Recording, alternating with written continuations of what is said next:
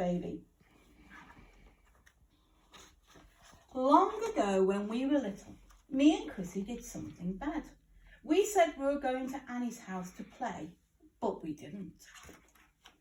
We went fishing all by ourselves, which wasn't allowed. Chrissy said there was a magic pond in Bluebell Wood. It was only over there in spring. When it rained, it made a huge puddle in the dell, and pond creatures came. We could fish for newt, she said. I won't tell if you won't. So we went. We found the pond. It was squelchy round the edge. The bluebell squeaked under our boots. We fished and fished, but we didn't catch a newt. We caught something much better.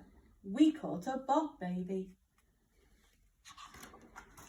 He was the size of a frog, only round and blue. He had boggly eyes and a spiky tail, and I do remember he had ears like a mouse. He came swinging through the flower stalks and jumped into the water.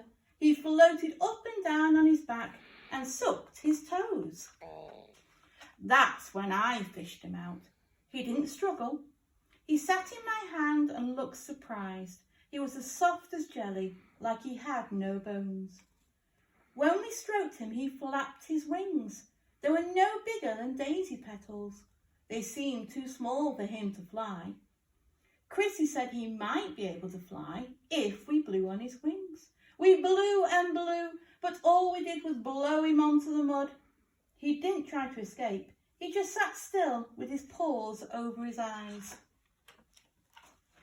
We put him in a jam jar, took him home and hid him in the shed. He was our Bog Baby. He wasn't meant to be a secret. We wanted to show Mum, but we daren't. If we did, she'd know we didn't go to Annie's. We made our Bog Baby a beautiful home in a bucket. Gravel, shells, clean water. Whenever he saw us, he jumped up and down. We picked him up and played with him. He was very ticklish. We fed him on cake crumbs. We loved our Bog Baby. Our friends loved him too. We sneaked him into school in a margarine tub. When the teacher wasn't looking, he played in the sandpit and the water tray. In the afternoon, he slept in his tub on a piece of damp cotton wool. Chrissy made him a collar and a lead, and we took him for walks in the field. Once a crow nearly ate him, but we scared it away just in time. We took great care of our Bog Baby, at least we tried, but he got sick. He didn't jump up and down anymore. He went pale and his wings drooped. He wouldn't touch his cake crumbs. We gave him all sorts, but he spat them out. We wanted to ask Mum for help, but we daren't because of Annie. But the Bog Baby got thinner. He wouldn't walk on his lead. He hid under a shell. He wouldn't come out no matter how much we loved him. Mum found us in the shed.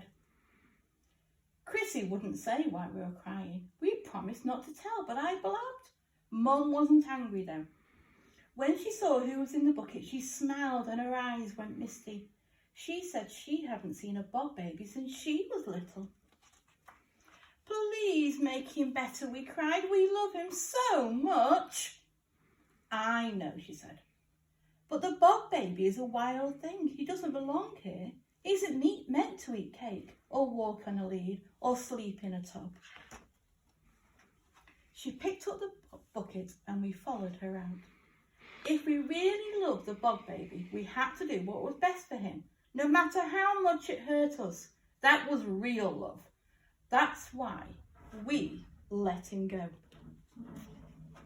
Back where he belonged, living in the wood, playing in the pond, sleeping in the damp leaves under the moon. We never saw him again. I think he grew up and had babies of his own. Last spring, my daughter found the magic pond, and guess what she saw? Hundreds of Bog Babies swinging through the bluebells, catching flies, floating on their backs, sucking their toes. That's what she told me, and that's what I believe.